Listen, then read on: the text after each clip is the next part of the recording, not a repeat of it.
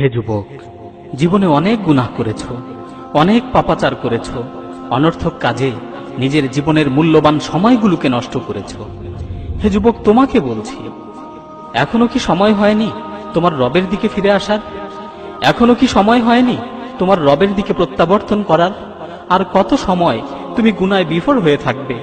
আর কত সময় তুমি পাপের সমুদ্রে হাবুডুবু খাবে? আর কত সময় তুমি তোমার প্রতিপালক সম্পর্কে উদাসীন হয়ে থাকবে? তোমার প্রতিপালক তোমাকে লক্ষ্য করে বলছেন, ইয়া আইয়ুহাল ইনসানু মা গাররাকা বিরাব্বিকাল কারীম। হে লোক সকল, হে মানুষ, কোন জিনিস তোমাকে তোমার প্রতিপালক সম্পর্কে উদাসীন করে রাখলো? কোন জিনিস তোমাকে তোমার প্রতিপালক সম্পর্কে গাফেল করে রাখলো? হে যুবক, তুমি পাহাড় সমপরিমাণ গুনাহ করে ফেলেছ। গুনাহ করতে করতে গুনার সমুদ্রে হাবুডুবু খাচ্ছ। পৃথিবীর এমন কোনো খারাপ কাজ বাদ নেই যেটা তুমি করনি। পৃথিবীর এমন কোনো পাপাচার বাদ নেই যেটা তুমি করনি। তুমি মনে মনে ভাবছো যে আল্লাহ সুবহানাহু ওয়া তাআলা তোমাকে কখনোই ক্ষমা করবেন না। আল্লাহর রহমতের ব্যাপারে তুমি নৈরাশ হয়ে গেছো। কিন্তু জেনে রাখো, আল্লাহ তাআলা তোমাকে লক্ষ্য করে বলছেন, ইয়া ইবাদিয়াল্লাযীনা আসরাফু আলা আনফুসিহিম লা তাকনাতু মির রাহমাতিল্লাহ ইন্নাল্লাহা ইয়াগফিরুয যুনুবা জামিআ ইন্নাহু হুয়াল গফুরুর রহিম। হে আমার বান্দারা, যারা নিজেদের উপর জুলুম করেছো, যারা নিজেদের উপর অবিচার করেছো, যারা নিজেদের ব্যাপারে সীমা লঙ্ঘন করেছো, লা তাকনাতু মির রাহমাতিল্লাহ, তোমরা আল্লাহর রহমতের ব্যাপারে নৈরাশ হয়ে যেও না। তোমরা আল্লাহর রহমতের ব্যাপারে নৈরাশ হয়ে যেও না। ইন্নাল্লাহা ইয়াগফিরুয যুনুবা জামিআ, নিশ্চয়ই আল্লাহ তাআলা তোমাদের সকল গুনাহকে ক্ষমা করে দিবেন।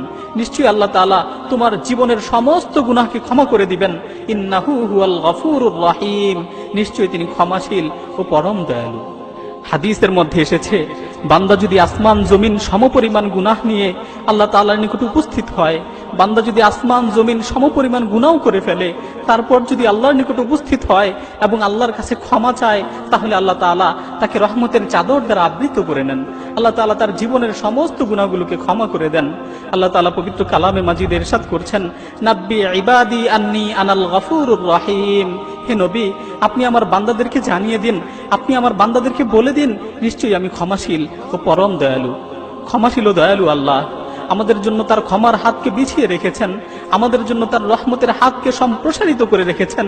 আল্লাহ তাআলা আমাদেরকে ডাক দিয়ে বলছেন, হাল মিন মুস্তাগফিরিন ফাআগফির লাহ। আছো কি কেউ গুনাহ থেকে ক্ষমা প্রার্থনাকারী?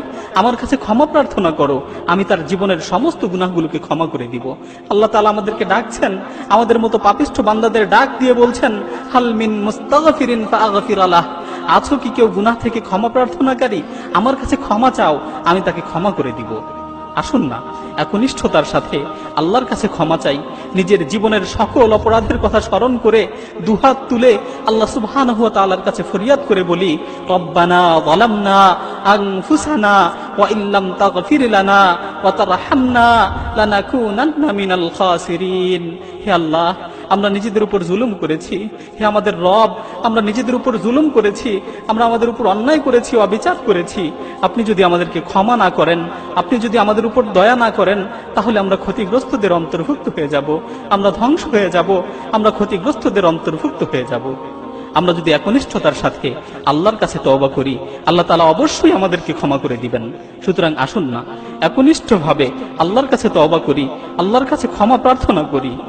আল্লাহ তাআলা যেন আমাদের তওবাকে কবুল করে আমাদেরকে তাওয়াবিন ও মুতাতাহহিরিনদের মাঝে অন্তর্ভুক্ত করে নেন।